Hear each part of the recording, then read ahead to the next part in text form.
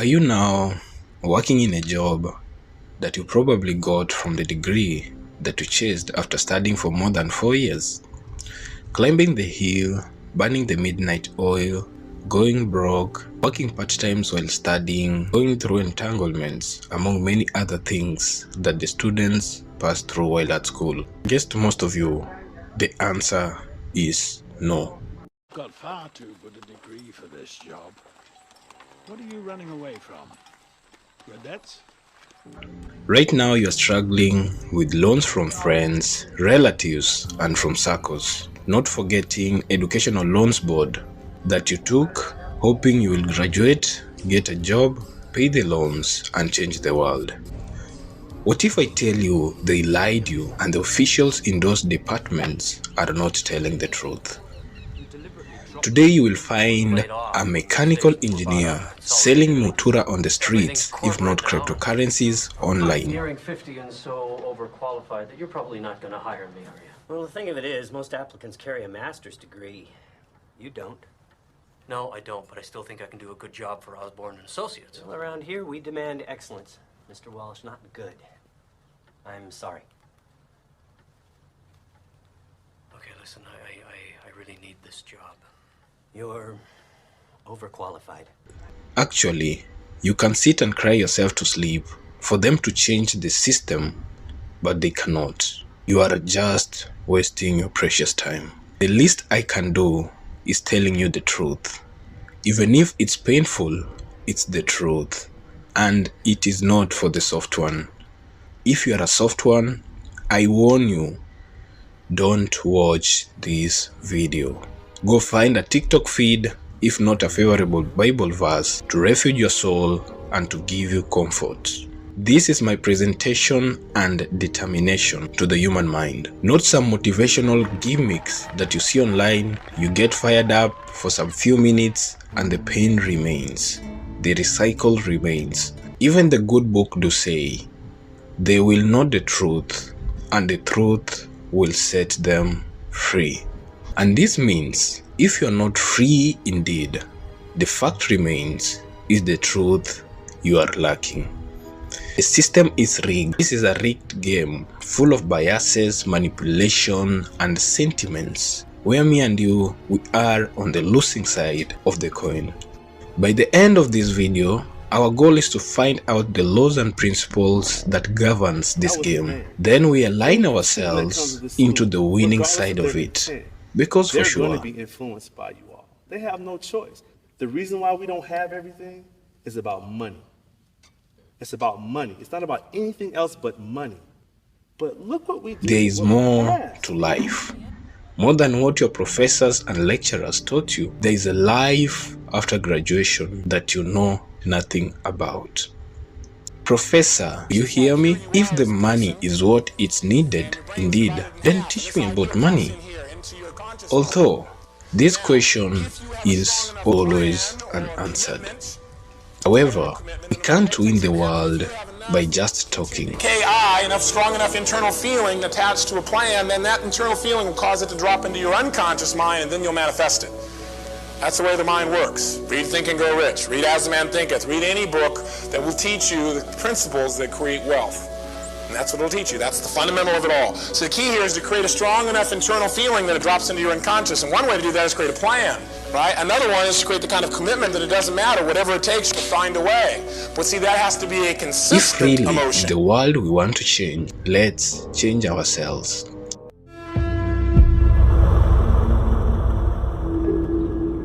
Ask your question. What good have you had coming out from something easy? Nothing.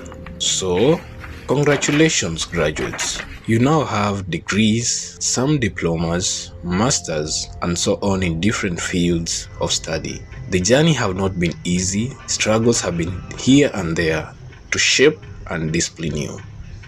But at least everybody knows the road to hell is paved with good intentions. And so, it has been your good intentions to do what our masters told us. That, go to school, get a degree, secure the job, and work till you die. Is that why God created you? I ask. They lied you. This is a mindset our colonial masters left us with. Servitude. It has reached to a point young students are no longer creative. They get to the university to study to be employed. Study to get jobs, not to be productive through focusing in acquiring knowledge and change the world. Some are scared to face the real outside world, so they keep on referring classes for the excuse of further studies. Further studies?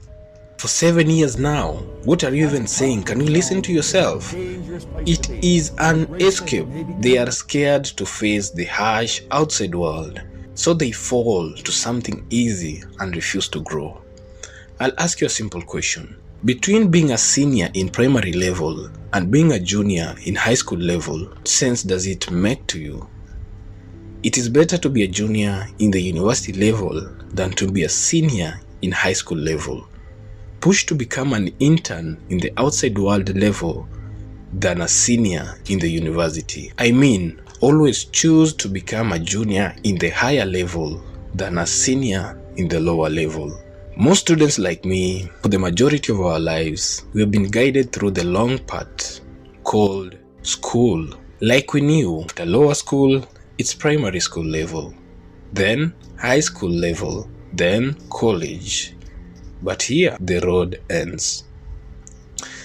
There is no another pathway forward rather than the career journey to follow again till you die. So, while you're in school attending your classes, did you learn anything about money? Anything about tax and debts? Did you learn the principles and laws of life? The law of relationships, the law of diligence and honor, the law of mental transformation, the law of faith, the law of mastery and competence, the law of leadership, and even spiritual empowerments. You see, there are so many that we cannot finish today. So, which one do you know that you can stand firm and say, at least I know this? Or you don't even know whether they exist? Let me tell you something. The heavens is for God, but earth, God the Father, the Abba and Omega, gave it to men. As a resemblance of his creation, he gave men dominion to run the earth. And that's why Jesus the second Adam had to come on earth in a physical body through Virgin Mary and die by blood, so that to bring back dominion to man that was stolen by the deceiver during the fall of man in the Garden of Eden. So, me and you, we have dominion. We have power over principalities and structures through Christ Jesus. Because evil spirits, they don't care who you are. They don't care who you think you are. They will attack you. They are older than you in both age and experience. You are born in the middle of a crisis that you know nothing about. The least I can tell you, the earth is controlled by man, and man is guided by principles and law. Therefore, find out those principles. You're not the first person to rise from poverty to rich, from failure to success. All you're passing through is a repetition of somebody else. For sure, under the sun, there is nothing new. It is what it is. And this leads us to our next chapter. Is sleeping with deans and lecturers really worth it? Did you have to sleep with deans and professors to earn yourself a degree that later on you fail to secure a job with it? Karma is not blind. Or if you secure a job, you are a mess at work. Patients die during your shifts. No co-workers want to cooperate with you. You are a mess because you don't understand the combinations. You are totally on a guesswork. Because during campus, things were formalities. Monday to Sunday, it was formations. Then get B every Friday evening, being awaited by black Mercedes with an old man inside of the age of your father. And now you've gotten a job through connections. Let's see what goes around. Just wait. It must come around.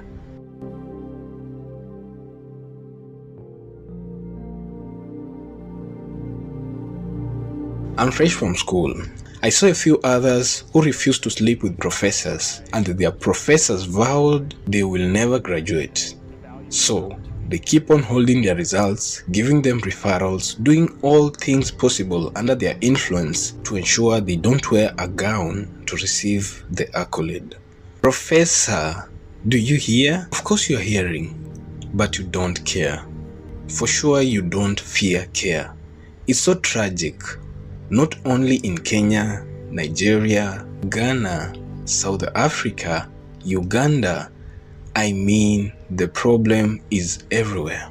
Even to some points, some students are attempting to cut short their lives because of the pressure from parents and relatives asking, "My dear, when are you graduating?" The embarrassment caused by these few arrogant hyenas. Welcome to Africa, where some professors are knowledgeable idiots, a real mockery to the society, and very soon we are exposing all of you. You know yourselves, so be ready.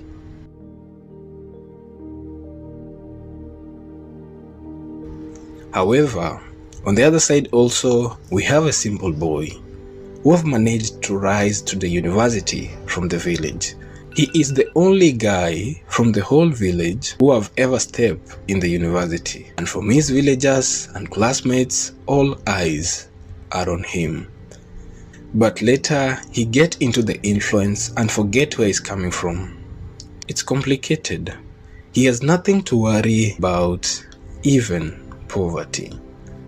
How do you expect this comrade to sleep at night while he himself is hoping that his active pending bet will manifest over the night, after risking the whole semester fee, if not rent or stipends, on gambling, but to wake up in the morning and find the cash is gone?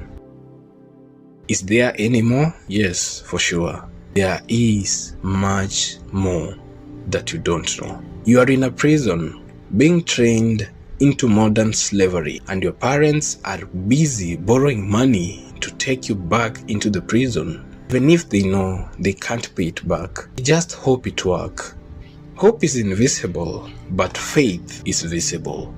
Faith can be seen, and the campus is corrupted because when he comes back from the university to the village after 4 years, he has even more troubles. While they were in the university, they got subjected to drugs, alcoholism, and prostitution. Some ladies are selling nudes right from their hostels in the university as cheap as $5 so that they can afford fake wigs to make a post on Instagram for her to get attention. Snapchat is becoming a bathroom. They no longer bathe, they just filter themselves. Is that what your mother taught you? What if your father finds out what you're doing in campus? You are spoiling your future, young lady. No man with brains can settle with you when all of your nudes are spreading on Telegram like World Cup trophy won by Lionel Messi. So education has failed to keep its own campus clean. There are massive problems arising from something that must have a solution, because no man can be confronted with a problem he cannot solve. And this leads us to our next chapter. What really is education? The revolutions of man. It's factual. You can't know where you're heading if you don't know where you're coming from. We all agree we cannot change our past, but we can relive our future. It will be a mistake to forget where you're coming from, and without further ado, briefly, let's see the revolutions of mankind. For many years ago, during the Stone Age, men depended on hunting and gathering as their economic activity, where they lived in small groups. As time progressed, man developed advanced hunting and gathering techniques, and later on he shifted into agriculture for surplus food production during the Agrarian Revolution in the 17th century. However, since the discovery of iron, man was very attracted to agriculture, and so whoever had big lands and many children to work on his land was considered to be rich. But later on, in the 18th and 19th century, things changed. Man was motivated after the discovery of coal, and this was the beginning of Industrial Revolution. More industries and inventions were discovered. The wheel was discovered that played a major role in automotive industry. The door of no return. Slavery got into the climax.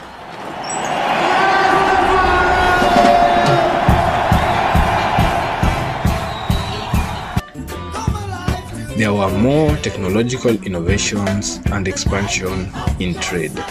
So, the rich men of the Stone Age were replaced by factory owners, and it made industrialists and capitalism to take root during this time. Men like John D. Rockefeller, Andrew Carnegie, Henry Ford, Thomas Edison, and many more others rose to the top.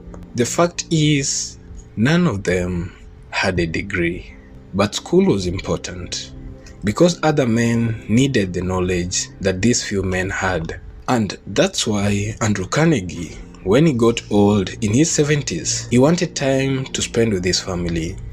He sold his business to J.P. Morgan in 1901 at a price of $480 million US dollars. Also, J.P. Morgan was willing to give him more money if he wanted.